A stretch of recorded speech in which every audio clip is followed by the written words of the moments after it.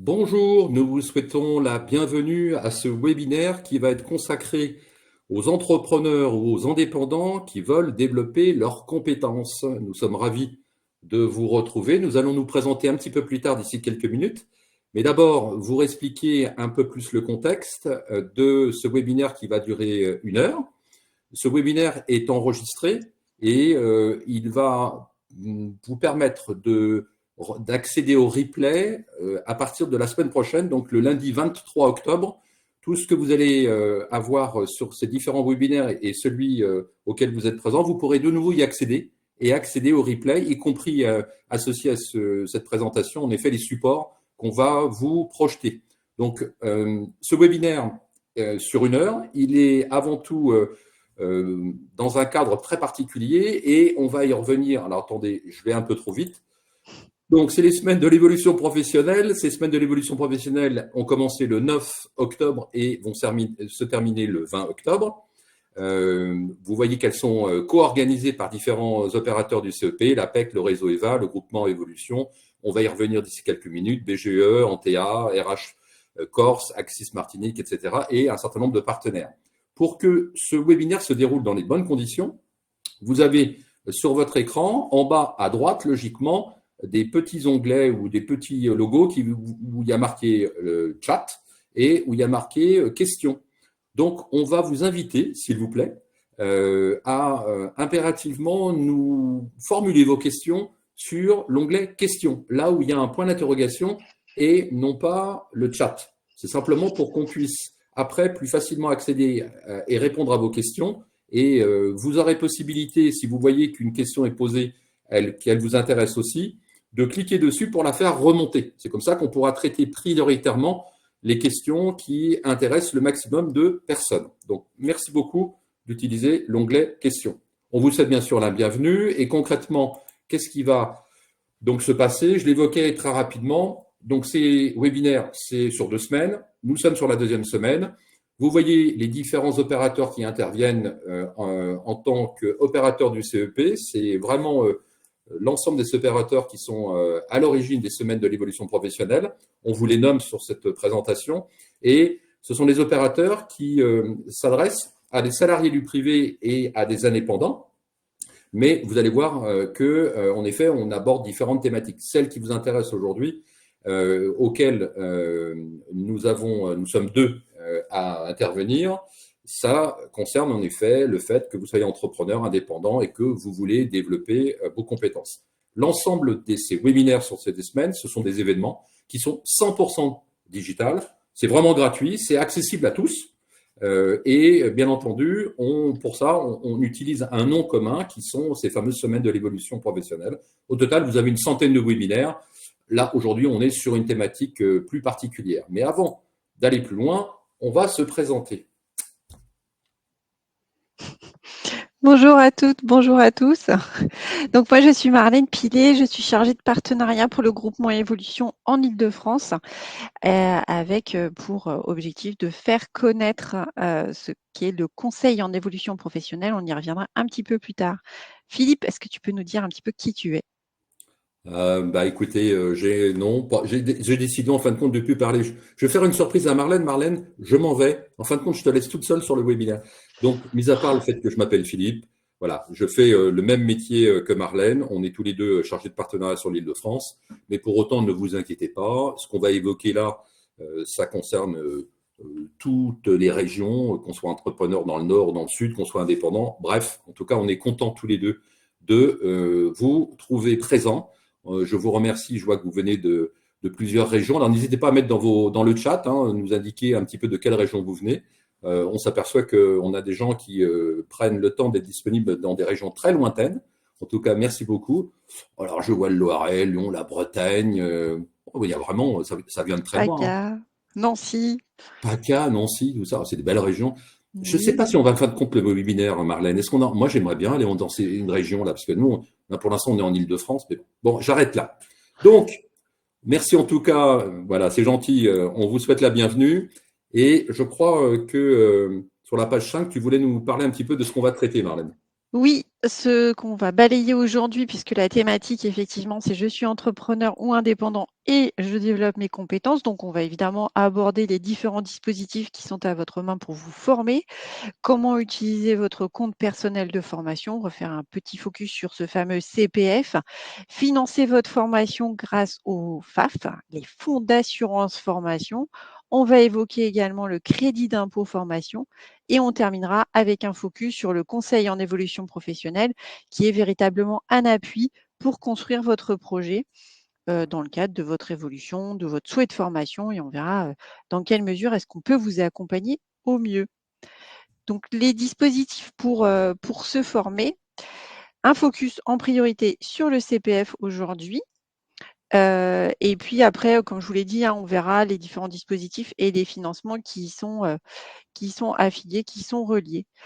Donc, on a plusieurs dispositifs à vous présenter aujourd'hui qui vont vous permettre d'évoluer, de vous former, donc de monter en compétences. Donc, on va déjà parler du compte personnel de formation, des FAF et également un petit focus sur le crédit d'impôt formation. Donc, la première des questions, c'est effectivement comment est-ce que j'utilise mon compte personnel de formation. Philippe, je te laisse la main sur cette slide. Alors, j'étais en train en même temps déjà de répondre à quelques questions, parce que je vois que vous êtes très rapide à agir. Donc, je rappelle pour ceux qui nous ont rejoints il y a quelques secondes, c'est dans l'onglet questions que vous posez en effet vos précisions. Alors, tu as introduit le fait d'utiliser son compte personnel de formation, c'est ça? Oui, non, mais si tu veux, je peux continuer pendant que tu réponds à la question, puisque tu étais en train de... Donc, je vais continuer si tu veux bien. Donc, on va faire un petit focus effectivement sur le CPF, le compte personnel de formation. J'imagine que vous avez tous entendu parler de ce compte personnel de formation. Vous avez dû tous avoir des sollicitations diverses et variées pour le mobiliser. J'espère que vous ne vous êtes pas fait pirater votre compte personnel de formation. On va voir que les choses aujourd'hui ont été davantage sécurisées pour pouvoir y accéder et l'utiliser. Donc, 3 points. Créer et utiliser son CPF. France Connect Plus, qu'est-ce que c'est? Comment créer son identité numérique? Et puis, en dernier lieu, les astuces pour trouver et bien choisir votre formation. Philippe, si tu veux bien nous Oui. redonner des petites infos sur le CPF, s'il te plaît. Alors, euh, j'en profite parce que je vois que parmi toutes les questions, alors si on ne vous répond pas tout de suite, ne vous inquiétez pas, c'est qu'on va traiter les réponses un petit peu plus tard, parce que ça fait partie de notre présentation. Alors, sur le compte personnel de formation, en effet, ce compte personnel de formation, potentiellement, il s'adresse à la fois lorsqu'on est travailleur indépendant, qu'on est membre d'une profession libérale, des professions aussi non salariées, mais surtout ce qui est important, c'est que ça peut concerner aussi le conjoint collaborateur ou artiste auteur, et que ce compte, il est alimenté automatiquement chaque année. Alors, il est alimenté de quelle manière chaque année? Si on prend une activité qui est à temps plein, donc c'est ce qu'on vous précise, pour une activité à temps plein d'une année, le CPF, il est donc abondé automatiquement de 500 euros par an, dans une limite maximale de 5 000 euros. Ça veut dire qu'à un moment donné, en effet, si vous n'utilisez pas les droits que vous avez acquis, de toute façon, à un moment donné, la cagnotte, elle va s'arrêter, c'est maximum 5 000 euros. Si, bien sûr, l'activité que vous avez en tant que travailleur indépendant ou membre d'une profession libérale ou conjoint d'un collaborateur, etc., votre activité n'est pas à temps complet, vous aurez un calcul qui sera au prorata. Donc, c'est ce qu'on essaie de vous expliquer quand on vous parle. Si l'activité est fractionnée, les droits acquis seront proratisés. Bah oui. Si vous travaillez à mi-temps, bah, vous aurez, en effet, au moins d'un mi-temps, vous aurez un prorata. Si vous travaillez à temps plein, c'est maximum 500 euros par an. Pour bénéficier, donc, en effet, si vous avez ce statut de travailleur indépendant, profession libérale, ce qu'on a introduit au démarrage, pour bénéficier, donc, à titre personnel, du droit à la formation professionnelle continue, il y a une contrainte particulière, c'est que le travailleur indépendant doit payer chaque année une contribution à la formation professionnelle. C'est ce qu'on peut appeler avec des raccourcis la CFP, la contribution à la formation professionnelle. Et pour cela, il y a un organisme collecteur qui a été déterminé, et on va vous préciser comment, en l'occurrence on enchaîne tout de suite, puisque ça sera en fonction de votre activité principale, puisque vous pouvez être amené en effet dans votre activité à avoir différentes oui, secteurs d'activité.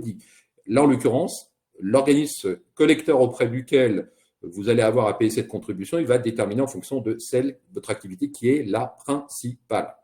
Donc, concrètement, est-ce qu'on peut faire n'importe quelle formation, Marlène?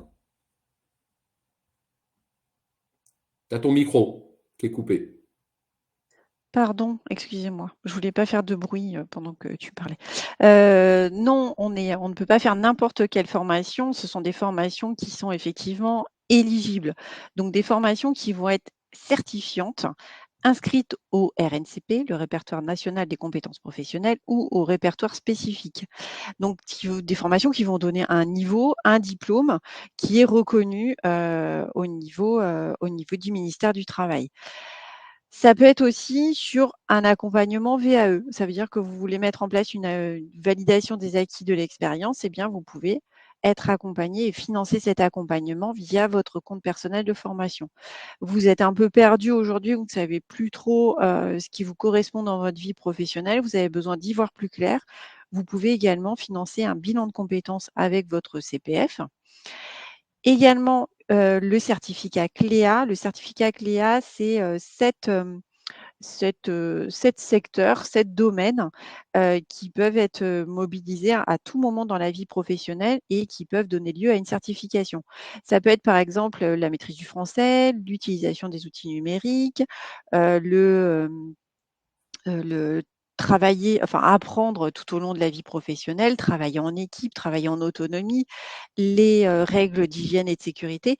Ce sont des domaines de compétences qui peuvent être validés par un certificat qui s'appelle CLEA et qui souvent s'adresse à des personnes qui n'ont pas validé de diplôme ou un diplôme de premier niveau et qui ont besoin peut-être d'une remise à niveau, mais surtout de reprendre confiance en elles. Donc, ça peut être aussi financé par le CPF. Ça peut être aussi parce que vous souhaitez créer ou reprendre une entreprise et pour ça, vous avez besoin d'être conseillé, d'être accompagné et par un organisme extérieur et pour cela, eh bien, il faut le financer et auquel cas, vous pouvez mobiliser votre compte personnel de formation. Également, si vous avez besoin d'un permis de conduire dans le cadre de votre évolution professionnelle, de votre métier au quotidien, et cetera, vous pouvez mobiliser votre CPF pour financer votre permis de conduire via une auto-école qui est forcément référencée au sein du site moncompteformation.gouv.fr. On vous a remis le lien vers le site internet, vous puissiez aller consulter vos droits si jamais vous ne l'aviez pas fait ou vous ne l'avez pas fait depuis longtemps, que vous souhaitez vous renseigner sur les différentes formations qui sont éligibles. Je vais vous remettre le lien, si vous le voulez bien, dans le chat également. Oui, Marlène, juste en profite sur le compte Oui. CPF. En effet, on nous dit par exemple, si je suis indemnisé par Pôle emploi et que, en effet, je suis dans le cadre d'une création d'entreprise, qu'est-ce qui va se passer? Est-ce que mon compte CPF va être alimenté alors Non, que je si vous n'avez suis pas demandeur d'emploi? d'activité, votre compte CPF n'est pas alimenté. Mais par contre, vous ne perdez pas vos droits. Les droits que vous avez acquis lors de vos expériences précédentes, de votre activité précédente, eh bien, vous pouvez les mobiliser lorsque vous êtes demandeur d'emploi, il n'y a pas de souci. Ce n'est pas perdu. Le CPF, il est valable tout au long de votre vie professionnelle, il faut le savoir. Donc, à partir du moment où vous commencez à travailler jusqu'à votre retraite, vous avez vos droits qui sont en cours, que vous pouvez mobiliser, qui sont, une fois que vous les utilisez en totalité ou en partie, ça se régénère finalement. Donc, profitez-en pour les utiliser. Mais effectivement, pendant les périodes de chômage, il n'y a pas de droits par rapport, enfin votre CPF n'est pas alimenté. Oui. Autre élément de réflexion, les droits que vous avez acquis, ce sont des droits personnels. C'est-à-dire que même si vous avez votre fille, le fiston ou n'importe qui de votre proche entourage à qui vous voulez, pourquoi pas, verser l'argent, c'est pas possible. Voilà, c'est vraiment un droit qui est associé à la personne. Voilà. Je referme la parenthèse. Exactement.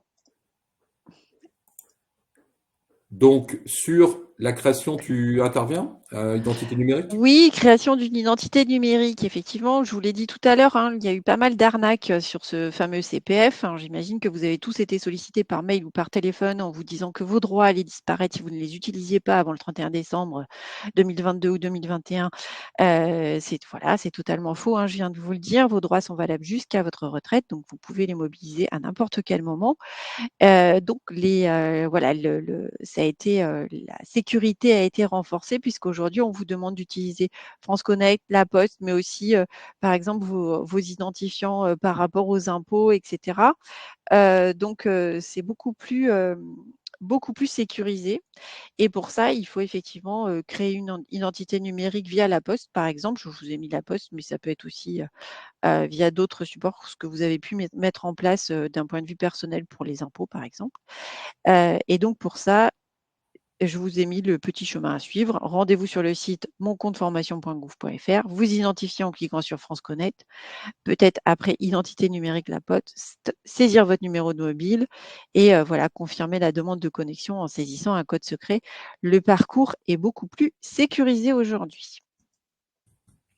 Donc, comment est-ce qu'on navigue sur ce site, sur le site Mon compte formation?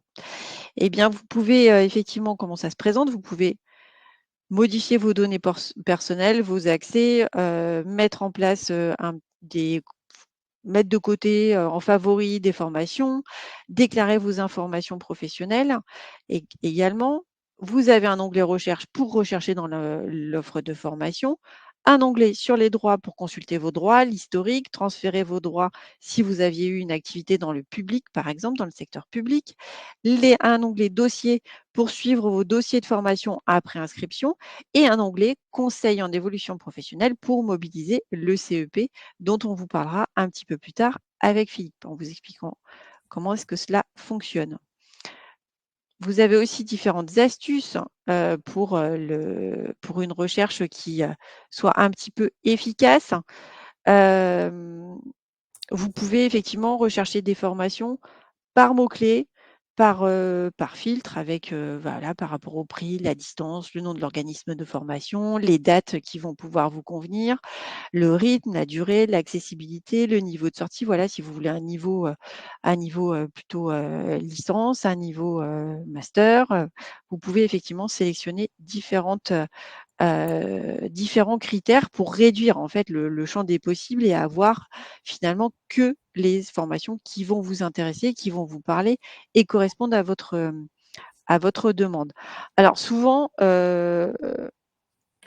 on peut vous conseiller aussi de regarder un petit peu en amont sur Google pour pouvoir déjà faire un premier ciblage pour après y voir un petit peu plus clair au niveau, de mon compte formation.gouv.fr.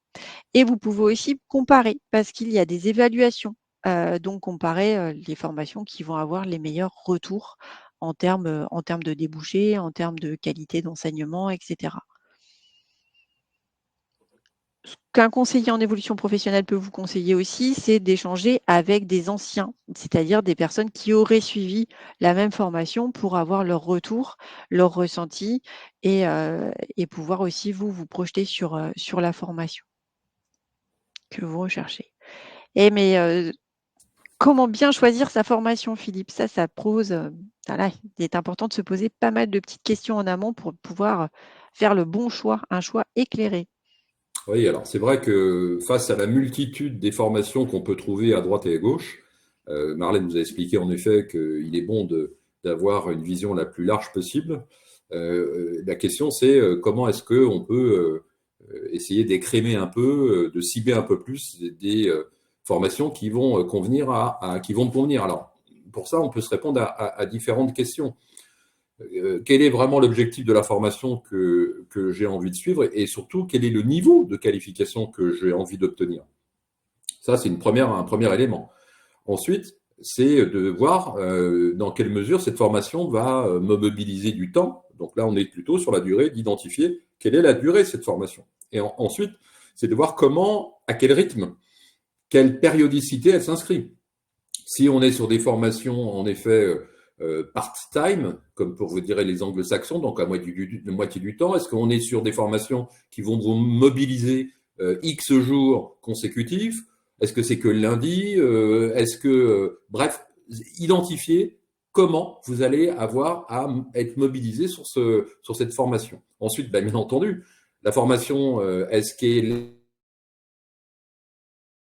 est automatiquement... donc là, on tombe sur la notion de lieu de formation. Pour accéder à certaines formations, l'organisme de formation va vous demander un certain niveau. Ils vont vous demander certains de prérequis. Donc, il faut les identifier. Et puis, à un moment donné, on revient toujours le nerf de la guerre, l'argent, le coût. Vous vous doutez qu'en effet, vous allez aussi vous poser la question de combien ça coûte. Voilà. De tous ces éléments, une des questions sur laquelle il va falloir aussi avoir une vision, c'est en effet que pensent ceux qui ont déjà fait la formation que vous envisagez de suivre.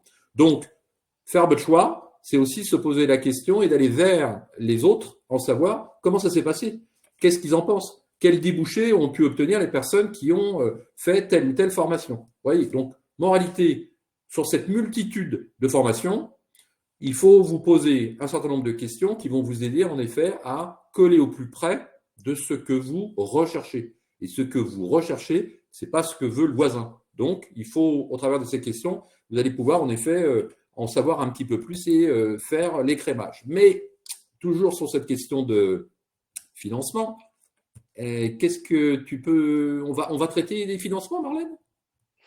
Oui, on va parler effectivement de financement de formation grâce aux FAF, les fonds d'assurance formation. Donc, vous dire un petit peu qui sont les FAF, quels sont les fonds d'assurance formation qui correspondent à votre activité. Donc, déjà, vous aiguillez un petit peu par rapport aux demandes et comment est-ce que ils participent au financement de votre formation. Exactement. Donc, comment est-ce que ça se passe, le financement de votre formation via les FAF? Il faut savoir que les dirigeants qui ont le statut de TNS, travailleurs non salariés, les micro-entrepreneurs également, participent au financement de leur formation en versant une CFP. C'est une contribution à la formation professionnelle. Depuis 2022, donc depuis un peu plus d'un an, le montant de cette contribution, elle évolue en fonction de l'activité principale du travailleur indépendant. Pour les dirigeants assimilés salariés, cette contribution et la taxe d'apprentissage sont collectées mensuellement via la déclaration sociale nominative DSN par l'URSSAF ou la MSA. Pour les travailleurs non salariés, la CFP, elle est collectée annuellement sur la base d'une cotisation forfaitaire. Pour les micro-entrepreneurs, cette contribution, elle est collectée lors du paiement des cotisations sociales à l'URSSAF en fonction d'un pourcentage du chiffre d'affaires déclaré. Donc, vous voyez bien qu'en fonction du statut de chacun, de sa situation au sein de l'entreprise, ça évolue.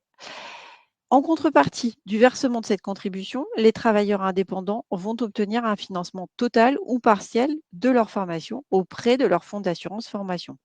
Et évidemment, c'est en fonction des priorités et des modalités de financement qui sont fixées par ce fonds d'assurance. Oui, Philippe. Je rebondis parce que il y a une question à un moment donné qui tournait autour de est-ce que je suis obligé de cotiser au Cotiser. CPF? Oui. Alors, je crois qu'on pourrait préciser qu'on ne cotise pas au CPF, mais que pour bénéficier d'un abondement qu'on a expliqué jusqu'à 500 euros par an, pour qu'il y ait cet abondement qui tombe, il faut, et c'est ce que Marlène vous disait, il faut que selon le statut que vous avez, que vous ayez versé cette fameuse contribution à la formation professionnelle. C'est ça qui va vous permettre que votre compte CPF soit alimenté, que vous puissiez y accéder. Si vous ne cotisez pas, vous ne pourrez accéder qu'aux droits que vous aurez acquis avant d'être entrepreneur ou indépendant ou travailleur, soit d'être entrepreneur ou soit d'être en effet indépendant. Excuse-moi Marlène. Donc, Pas de souci, aucun problème. on Donc, passe au suivant. Ouais.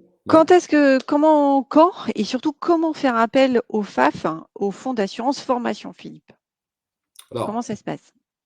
en effet, on revient toujours pareil. Donc, qu'on soit chef d'entreprise, auto-entrepreneur, commerçant, artisan et toute autre profession libérale, avocat, notaire, médecin, vous pouvez faire vos demandes de formation, toujours pareil, sur un site unique qui est www.moncompteformation.gouv.fr.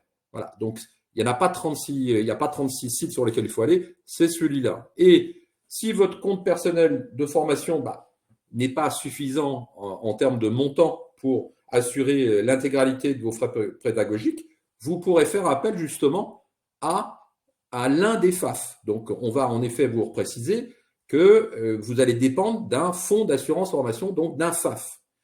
Qui peut obtenir une prise en charge par le FAF? Bien sûr, vous êtes travailleur indépendant, vous y avez droit. Mais, et c'est là aussi c'est très intéressant, c'est aussi le conjoint du travailleur indépendant, voire son collaborateur ou son associé. Voilà, donc vous voyez bien que ce n'est pas uniquement la personne elle-même qui va pouvoir obtenir une prise en charge par le FAF, c'est automatiquement soit l'entrepreneur ou quelqu'un de proche, on vous l'a nommé, conjoint, collaborateur ou associé. Alors, comment globalement on peut avoir recours à ce fonds d'assurance formation? Ce fonds d'assurance formation, donc concrètement, avant le début de la formation, vous devez, alors pour le travailleur indépendant, doit obligatoirement se munir de cette fameuse attestation de paiement à la contribution de la formation professionnelle. Donc ça, c'est fourni par l'URSSAF. C'est vraiment ce document qui va vous permettre, en effet, de justifier que vous avez payé. Et c'est ça qui, en effet, donc ensuite, vous devez déposer une demande de prise en charge, donc du coût pédagogique, auprès du fonds d'assurance formation. On va y revenir, dont vous dépendez. Donc, c'est votre code d'activité NAF ou votre code d'activité APE qui va déterminer, et on va vous le repréciser d'ici quelques slides, quel est le fonds d'assurance formation auprès duquel vous allez pouvoir vous adresser.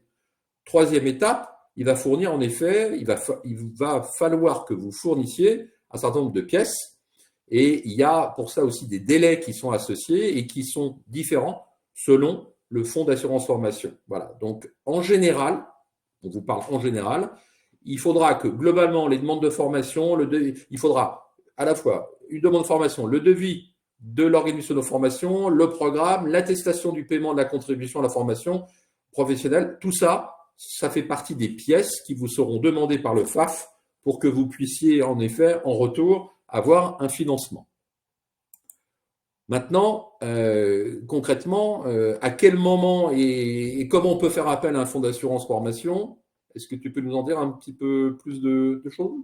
Oui, donc ces demandes, effectivement, pour les chefs d'entreprise, les autres entrepreneurs, les commerçants, les artisans, les autres professionnels libéraux, vous pouvez faire des demandes de formation sur le site moncompteformation.gouv.fr.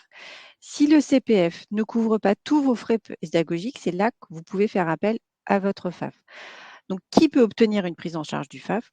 Le travailleur indépendant, son conjoint, son collaborateur ou son associé.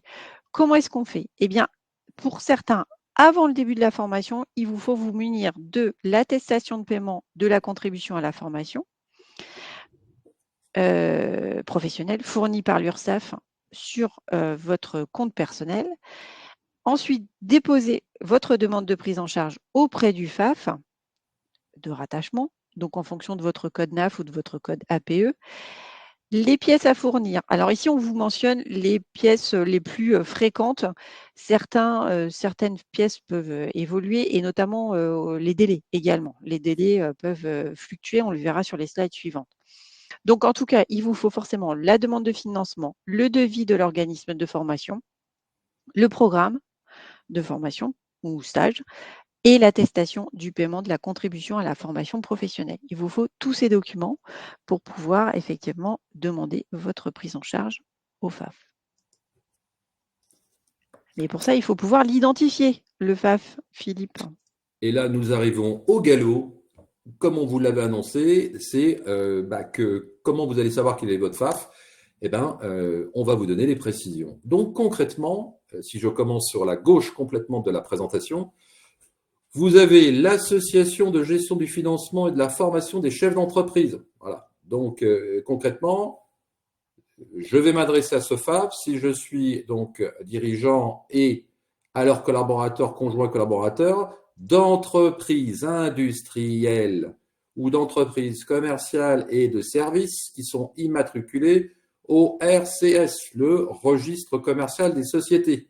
Donc concrètement, vous l'avez bien compris que selon la forme juridique que vous aurez choisi alors que vous aurez choisi ou que vous avez déjà choisi en tant qu'entrepreneur ou indépendant, là en l'occurrence, il faut que votre structure soit entreprise industrielle, commerciale et de services, et il faut immatriculer au registre des commerces et des sociétés. Donc pour cela, ce FAF, vous avez un site qui est indiqué en bas, donc on vous invite à aller directement sur ce site pour avoir des précisions claires sur ce sujet.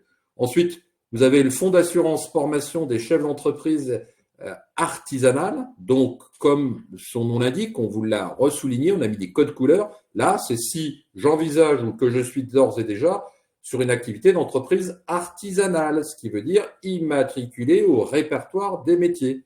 Là, en effet, il faudra que je m'adresse au fonds d'assurance formation, le FAF, des chefs d'entreprise artisanale. Vous pourrez solliciter un financement. Alors là, on vous met quelques repères, hein, mais gardez en mémoire, c'est vraiment le plus important, allez sur le site directement du FAF. Donc là, on vous met un financement.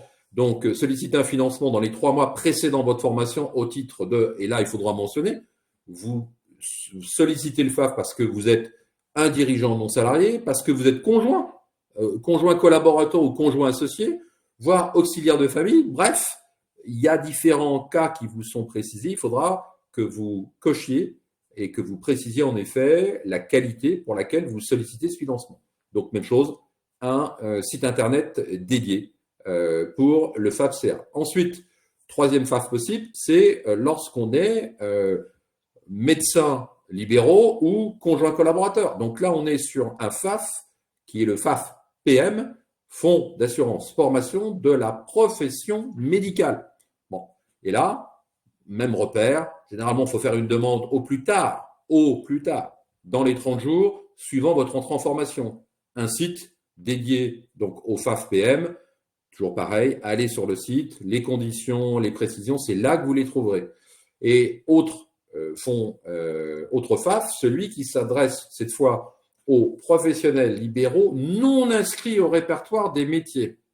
Alors, on vous précise, exception faite des médecins, mais concrètement là, c'est le FIFPL, le Fonds interprofessionnel de formation des professionnels libéraux. Et donc là, même chose, toujours pareil, une demande qui doit être faite. Alors là, on trouve que c'est dans les 10 jours suivant votre entrée en formation en tant que dirigeant non salarié ou conjoint. Allez sur le site, c'est là où vous aurez toutes les précisions. Donc là, déjà sur ces quelques premiers exemples, vous voyez que selon l'activité qui est celle que vous envisagez ou que vous avez déjà, vous dépendez d'un FAF qui est différent. Mais je pense qu'il y en a d'autres. Marlène. Oui, il y en a d'autres, exactement. Alors, quels sont les autres? Vous allez avoir l'AFDAS, qui est également un opérateur de compétences pour les secteurs de la culture, des industries créatives, des médias, de la communication, les télécommunications, le sport, le tourisme, les loisirs et le divertissement, qui va lui financer les formations, donc plutôt dans ces secteurs d'activité, à savoir les artistes-auteurs affiliés à la Maison des artistes ou l'AGESA. C'est l'Association pour la gestion de la sécurité sociale des auteurs. Donc, les écrivains, les scénaristes audiovisuels, les chorégraphes, les metteurs en scène, les photographes. Et là, la demande de financement, elle doit parvenir dans les 3 semaines avant la formation. Vous avez aussi toutes les informations sur le site internet www.afdas.com. Également Ocapiat, qui est un opérateur de compétences pour la coopération agricole, l'agriculture, la pêche, l'industrie agroalimentaire et les territoires, et qui va gérer le service pêche, les cultures marines et la coopération maritime.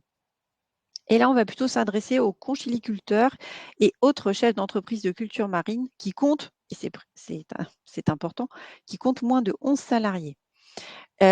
Ocapiat a été absorbé par l'ancienne section professionnelle paritaire SPP pêche culture marine de l'AGFOS PME. Même chose, toutes les informations sur le site www.ocapiat.fr.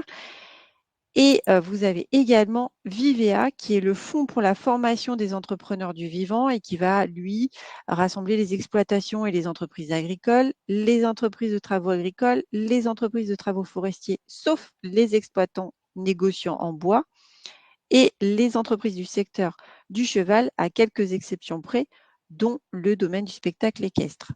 Et pour cela, il faut solliciter le financement de votre formation en tant que dirigeant non salarié ou conjoint de collaborateur ou aide familiale, cotisant de solidarité. Et là, il faut déposer sa demande avant le dernier jeudi de chaque mois. Et la demande sera traitée dans un délai de 3 semaines. Et il y a encore, on va aborder le crédit d'impôt formation également. Je suis allée un peu vite ou pas? Non, non, c'est bon. Le crédit d'impôt formation. Donc, quels sont les principes du crédit d'impôt formation et qui va pouvoir en bénéficier? Philippe, est-ce que tu peux nous dire quelques mots sur le crédit d'impôt formation? Alors déjà, moi, je trouve que ça sonne bien. En Crédit général, oui. d'impôt, a Crédit priori, d'impôt. ouais. En tout cas, je me dis, ça paraît intéressant. Alors, concrètement, j'envisage, je suis déjà artisan, commerçant ou profession, en effet, libéraux. Eh ben, ce qu'on vous faire passer comme message, c'est que jusqu'au 31 décembre 2024, il y a un avantage particulier qui, donc en gros, n'hésitez plus à vous former parce que la structure dans laquelle vous travaillez, votre entreprise, elle bénéficie en effet d'un avantage, mais qui pour l'instant, dans la connaissance et des réglementations, est limité au 31 décembre 2024. Donc concrètement, votre entreprise bénéficie d'un crédit d'impôt au titre des dépenses de formation, en effet, mais des dépenses de formation qui sont engagées au profit de vous, de son ou de ses dirigeants. Donc, entrepreneur individuel, gérant de société, président, directeur général, administrateur ou membre de société par action, bref, quand vous avez une entreprise et que vous êtes associé, vous avez cette qualité, vous allez pouvoir en effet faire dégager pour votre structure entreprise ce qu'on appelle un crédit d'impôt. Donc, en tout cas, attention, c'est jusqu'au 31 décembre 2024. Alors, je me permets, Marlène, parce que c'est vrai que on avance vite, vite, vite. Nous ne sommes pas des fiscalistes, nous ne sommes pas des avocats avec Marlène. Donc, ce qu'on essaye de faire au travers de cette présentation, c'est avant tout de vous donner des grands repères, de vous inviter en effet à vous poser un certain nombre de questions. Après, il faut rentrer dans le détail, et là, en effet, vous aurez des structures et des métiers qui sont spécialisés pour vous renseigner. Voilà, je referme cette petite parenthèse. Donc, le crédit d'impôt formation, on l'a évoqué. Maintenant, concrètement, qui est concerné? Comment ça se passe, Marlène? Alors, toute entreprise peut en bénéficier en fait, quelle que soit son activité. Donc ça, c'est plutôt une bonne nouvelle, que ce soit commercial, industriel, artisanal, libéral, et quelle que soit sa forme juridique, c'est-à-dire une entreprise individuelle ou une société. Dès lors qu'elle est imposée selon un régime réel, ça c'est la condition. Les entreprises individuelles placées sous le régime fiscal de la micro-entreprise sont exclues. De même, le crédit d'impôt ne va pas s'appliquer aux formations qui sont suivies par le conjoint collaborateur. Ça va englober quelles dépenses de formation?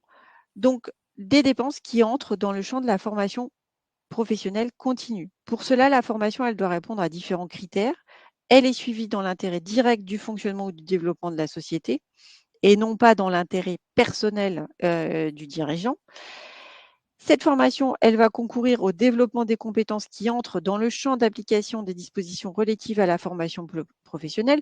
Ça veut dire qu'il peut choisir d'une formation professionnelle classique, mais aussi par exemple d'un bilan de compétences ou d'une VAE ou d'une formation par apprentissage. Donc ça laisse quand même une ouverture assez large.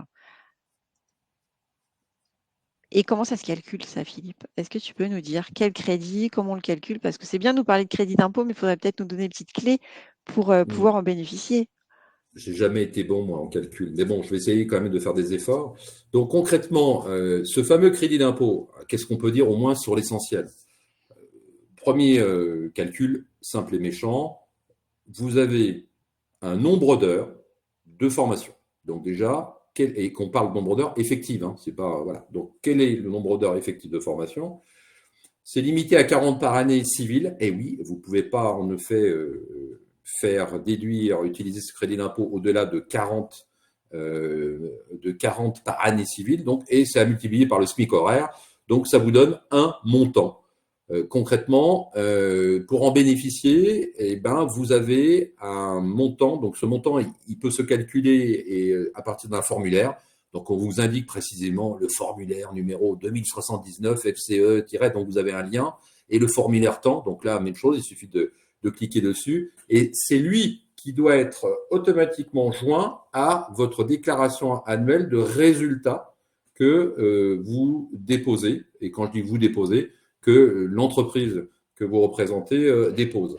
Donc, vous voyez, une modalité de calcul qui est limitée avec, en effet, un nombre de 40 heures par année, un support, deux supports particuliers sur lesquels il va falloir apporter ces précisions. Et pour qui concerne la loi de finances, alors on vous a précisé, la loi de finances pour 2022 a doublé le montant du crédit d'impôt pour les entreprises, toutes petites entreprises, dont le chiffre d'affaires, ou, vous avez bien ou, c'est pareil, le chiffre d'affaires ou le total bilan est inférieur à 2 millions d'euros. Donc, en effet, en fonction de ces critères, eh ben là, le crédit d'impôt, eh ben, il peut être multiplié par 2. Concernant les départements du Bas-Rhin, Haut-Rhin et de la Moselle, la même chose, la réglementation elle est spécifique. Donc, il vaut mieux que vous vous rapprochiez de la Chambre des métiers et de l'artisanat sur ces territoires, parce que c'est eux qui seront amenés de vous renseigner plus précisément. Donc ça, en gros, le montant, on l'a évoqué. Maintenant, je crois que, Marlène, il y a Augustine qui veut nous dire 2-3 mots. Oui, on vous a mis un exemple, l'exemple d'Augustine, pour un exemple d'un projet de formation co-construit et cofinancé par l'employeur. Augustine elle est toujours artisane commerçante et elle a connu une baisse d'activité suite à la pandémie. Elle ne voulait pas fermer sa boutique et elle a réfléchi à un complément d'activité. Elle a pensé aux clients de vie parce qu'elle aime beaucoup le relationnel, elle a un très bon sens du contact et elle avait envie d'être utile aussi. Donc, elle a rencontré une conseillère en évolution professionnelle. Ensemble, elles ont travaillé sur le CV. Augustine a étudié une liste d'entreprises qui pouvaient la recevoir pendant une période d'immersion, c'est-à-dire une période de stage d'observation, pour voir si effectivement ce métier d'auxiliaire de vie pouvait lui convenir. Et Augustine, elle a choisi l'entreprise la mieux adaptée pour faire son immersion. Et ça lui a permis effectivement de découvrir un métier qu'elle ne connaissait pas et de prendre de l'assurance. Et elle est ravie d'avoir d'un côté son CDI en tant qu'auxiliaire de vie et de pouvoir en même temps concilier son métier de commerçante avec sa nouvelle profession. Donc pour vous montrer qu'effectivement, un artisan peut aussi se former et avoir une évolution, voilà, vers un autre métier peut-être qui peut être complémentaire à son activité première. Mais on va faire un petit focus maintenant sur le conseil en évolution professionnelle. Philippe, est-ce que tu peux nous dire ce qu'est le conseil en évolution professionnelle? Ce n'est pas gratuit, ce n'est pas confidentiel, ce n'est pas neutre, c'est pas du tout accessible et c'est totalement partial. Bon, vous l'avez compris que maintenant vous pouvez enlever toutes les négations parce que c'est l'opposé. Donc concrètement, le conseil en évolution professionnelle, c'est un service qui est donc à destination du plus grand nombre. En l'occurrence, là on vous parle de salariés et d'indépendants pour travailler à l'élaboration, la forme l'élaboration, l'aide, l'appui à la mise en œuvre d'une stratégie qui vise l'évolution professionnelle. Donc c'est bien gratuit, c'est confidentiel. Donc même si aujourd'hui vous êtes en activité ou pas, si demain, bref, ce qui se passe entre un conseiller en évolution professionnelle et vous, ça reste confidentiel. Et on n'a rien à vendre. On est financé par des fonds publics et on est là pour vous délivrer un service qui est neutre. Voilà. Et donc notre activité, elle est avant tout pour aider des salariés et des indépendants à continuer à avancer dans leur réflexion professionnelle. Et pour cela, eh ben, on peut dire quoi de plus qui fait en fin de compte, on s'adresse à qui pour le conseil en évolution professionnelle? Eh bien, en fonction de notre statut, on va s'adresser à un opérateur bien spécifique. Mais alors, pas de panique, hein, quand vous arrivez sur le site moncep.org, vous êtes automatiquement redirigé vers le bon opérateur. Si vous passez par un numéro vert directement, eh bien, on vérifie que vous avez contacté le bon opérateur et si ce n'est pas le cas, on vous réoriente donc vous aurez forcément les bonnes personnes en face de vous. Ça veut dire que si on est cadre, eh bien, ça va être l'APEC qui va nous accompagner dans le cadre du conseil en évolution professionnelle. Pôle emploi pour les demandeurs d'emploi. Les jeunes de moins de 26 ans, ce sont les missions locales. Et les autres opérateurs pour les salariés du secteur privé et travailleurs indépendants, à savoir moncep.org, Retravailler pour la Réunion, BGE, le réseau EVA, Axis Martinique, Anti-ARH Corse et le groupement Évolution qui interviennent sur le territoire, l'ensemble du territoire. Un autre opérateur, Cap Emploi, lorsque il y a une situation de handicap qui va avoir un impact, un handicap qui a un impact sur le travail au quotidien, le poste au quotidien. Et pour cela, il faut mettre en place des aménagements spécifiques. Et auquel cas, c'est Cap Emploi qui va vous accompagner, que ce soit dans le cadre de votre emploi, s'il y a besoin d'aménagements spécifiques, ou vers une formation pour laquelle il faudra aussi mettre en place des aménagements spécifiques.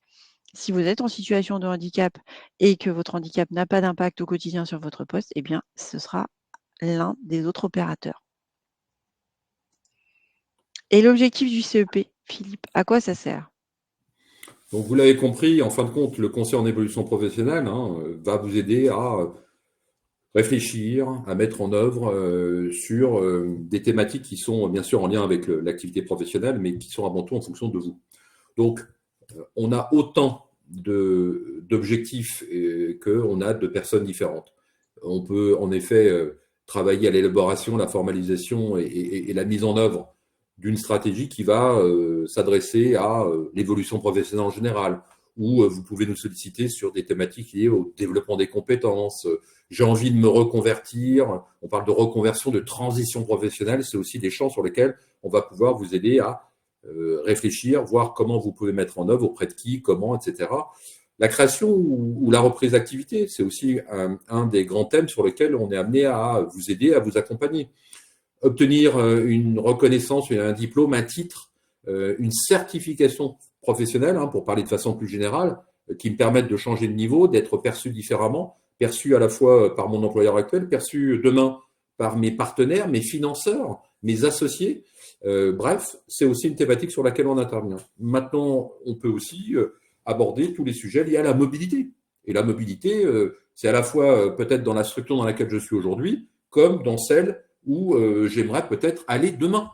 Donc, vous l'avez compris, que l'objectif du conseiller en évolution professionnelle, c'est de vous aider à prendre du recul, avoir de l'information nécessaire et suffisante pour pouvoir vous aider sur des thématiques qui abordent et qui ont pour objectif des champs très, très variés. En tout cas, c'est notre cœur d'expertise et on le fera avec plaisir. Comment est-ce qu'on peut faire cela? Comment ça se matérialise, ça se concrétise? Marlène, est-ce que tu peux nous en dire un mot? Alors, comment ça se met en place? Eh bien, d'abord, c'est un conseil qui est individualisé, ça veut dire et adapté, qui va vous permettre d'exprimer votre demande, votre besoin. Donc, c'est totalement personnalisé. Vous allez pouvoir accéder à un premier niveau d'information, que ce soit sur les métiers, l'offre de formation, l'environnement, les financements aussi, le nerf de la guerre. Donc ça, on vous accompagne pour que vous puissiez identifier effectivement ce qui vous correspond le mieux, ce qui va le mieux répondre à votre projet.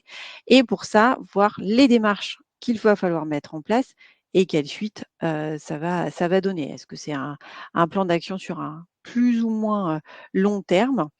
Et donc, un accompagnement personnalisé qui va vous permettre d'avoir toute l'info pour élaborer, analyser, voilà, valider que votre projet il est réaliste, qu'il est réalisable et voilà, bien solide aussi.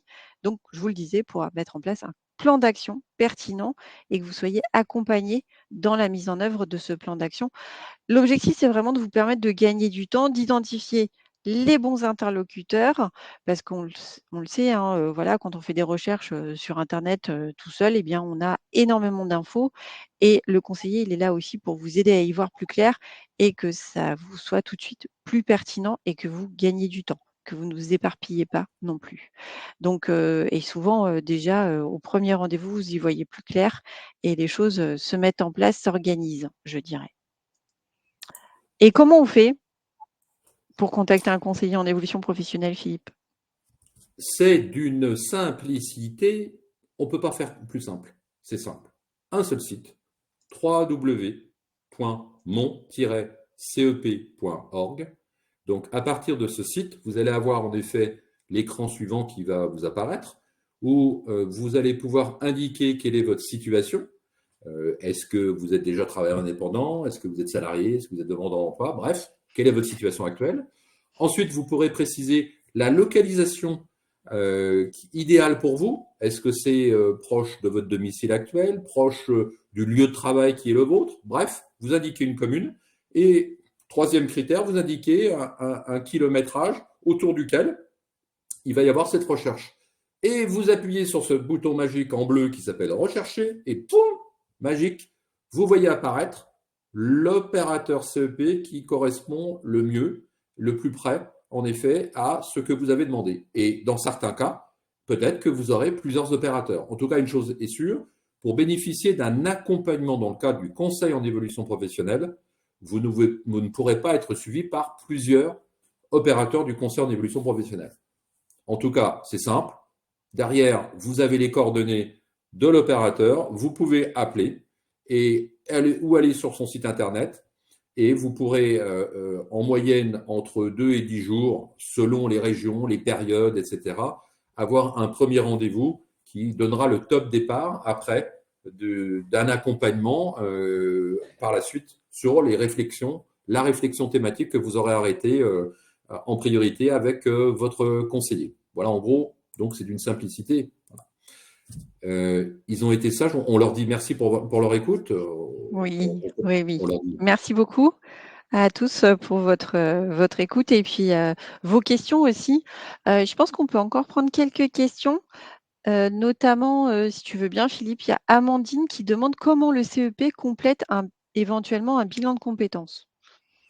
Comment le CEP conseille, c'est ça la question? Complète. Comment est-ce que le CEP complète un bilan de compétences?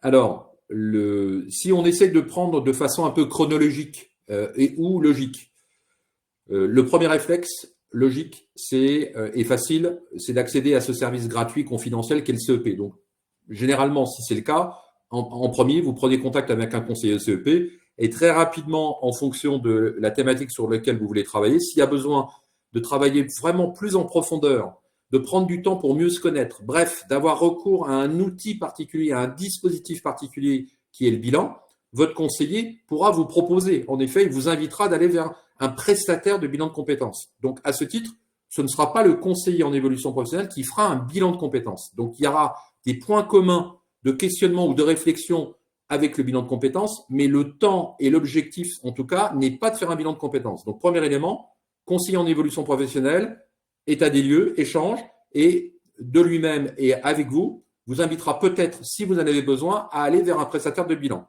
Voilà. Et quand vous êtes après en bilan de compétences, rien ne vous empêche en effet de revenir vers le conseil en évolution professionnelle, une fois véritablement que vous aurez une meilleure connaissance de ce que vous avez envie de faire, de vos qualités, de ce que vous ne voulez plus faire.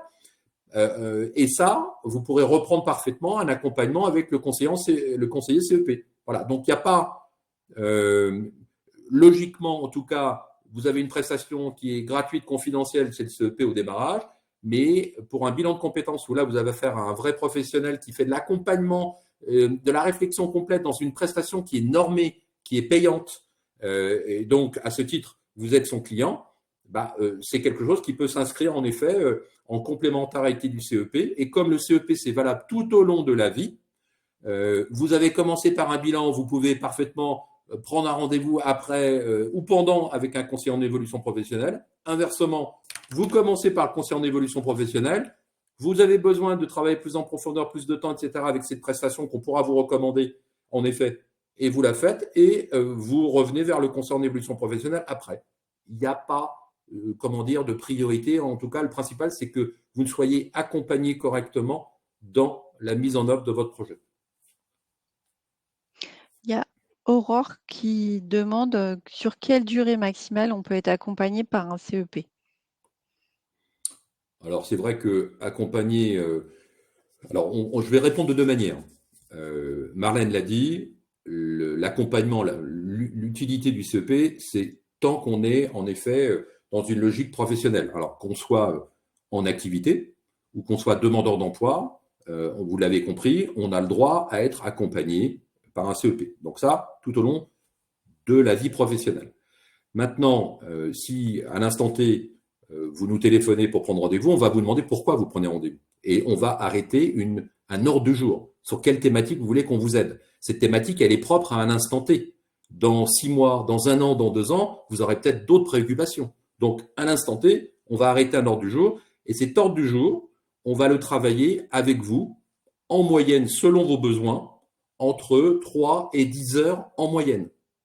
C'est à ce titre que alors sur plusieurs rendez-vous, avec des rendez-vous face à face, des rendez-vous en effet en distance, téléphone ou visio. Mais ce nombre de rendez-vous, pour vous donner un point de repère, entre 3 heures et 10 heures, c'est en fonction de votre besoin. Mais à l'inverse, vous comprenez qu'entre 3 et 10 heures sur la thématique sur laquelle vous voulez travailler, c'est pas un bilan de compétences. Où là, normalement, on est plutôt sur du 24 heures. C'est pour ça que le bilan de compétences peut être un dispositif qui vient en appui du conseil en évolution professionnelle, parce que c'est un dispositif qui va aussi vous aider. Donc, entre 3 et 10 heures en moyenne sur une thématique, sachant que vous pouvez revenir nous voir tout au long de votre vie sur d'autres thématiques. Et à chaque fois, on redébute. Voilà.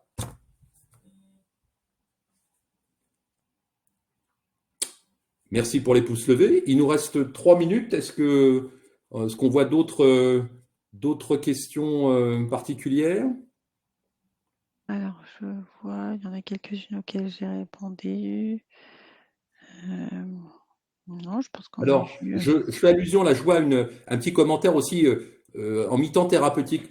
Si vous êtes en arrêt maladie, quelle que soit votre situation, travailleur indépendant ou salarié, vous êtes vous êtes en arrêt maladie, vous pouvez parfaitement solliciter le conseil en évolution professionnelle et profiter de ce moment où peut-être justement vous avez le pied levé pour de bonnes raisons, pour réfléchir à entamer en effet un autre métier, vous reconvertir, réfléchir à acquérir une nouvelle certification, travailler votre projet, bref.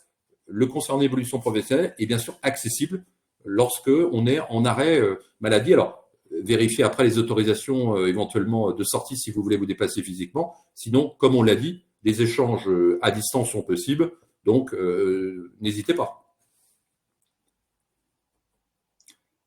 As-tu vu d'autres questions particulières, Marlène, qu'on aurait… Non. Il y a la dernière, la contribution formation professionnelle est-elle obligatoire? Dans la mesure où vous devez faire votre déclaration, vous n'avez pas trop le choix. Oui, la contribution, elle doit être payée. Si vous ne la payez pas, Oui. vous ne pourrez pas demain vous adresser à un FAF, par exemple, comme on l'évoquait tout à l'heure. Donc, la contribution, c'est un incontournable. Voilà. Donc, tout dépendra en effet après auprès de… On a expliqué que la cotisation, elle était aussi en fonction de différents critères selon votre statut, etc. Donc, oui, là, vous n'aurez pas le choix. Il nous reste juste 1 minute. Je vérifie en même temps si on voit d'autres Si je ne suis pas intéressée. Il y a quoi, Marlène? Non, parce que c'est Méjune, je pense que c'est elle dit qu'elle n'est pas intéressée pour une formation, donc elle ne veut pas verser sa contribution formation, sa CFP. Oui, voilà. Bon, en tout cas, vous avez le choix. Ce qui est intéressant, donc là, aujourd'hui, on était ensemble sur la thématique qui est, voilà, je suis entrepreneur ou je veux devenir entrepreneur, je suis indépendant, comment je peux développer mes compétences. Donc voilà, nous, on a voulu avec Marlène partager avec vous des éléments clés. Ce sont des éléments qui sont, comment dire, pour vous donner des repères. Maintenant, en effet, pour rentrer plus dans le détail, on vous invite à prendre le temps aussi de rencontrer un conseiller en évolution professionnelle et puis sinon de rebondir et d'aller fouiller en fonction d'un certain nombre de sites qui sont dédiés et de structures dont c'est le métier, quand on parle de financement des FAF, etc. Donc, surtout, n'hésitez pas, prenez le temps, développez ces compétences. C'est l'occasion unique pour vous, demain, de réussir encore mieux ce que vous faites aujourd'hui en tant qu'entrepreneur ou indépendant. Et si c'est pour devenir entrepreneur indépendant, de toute façon, il faudra que vous ayez des compétences, mais je ne doute pas que vous en avez déjà. Marlène, est-ce que tu vois d'autres éléments à répondre? À préciser, non, je pense qu'on a été assez clair, je dirais aujourd'hui, je trouvais précis. Donc, pour ma Bon, part, on a fait le tour. Tout le monde a l'air, satisfait, je dirais, remercie. Donc, en tout cas, merci beaucoup à tous, hein, et à toutes d'avoir été présents ce soir, d'avoir participé, d'avoir échangé aussi sur le chat, de vous être donné des petites astuces, des conseils, etc. C'est bien, c'est très, très vivant comme d'habitude. Merci beaucoup. Merci Philippe aussi. eh ben, on vous souhaite une bonne soirée. Nous sommes pile poil dans les temps. Il est 18h je vais pas prononcer le nom. C'est quoi déjà? Ça commence par un M. On vous souhaite plein de succès en tout cas pour la suite. Et n'hésitez pas à regarder le webinaire à partir de lundi prochain et à revenir vers nous pour prendre rendez-vous sur le concert en évolution professionnelle. Au revoir Marlène, merci aussi. Au Au revoir revoir tout le Philippe monde. et bonne soirée à tous. Au Bonne revoir. soirée.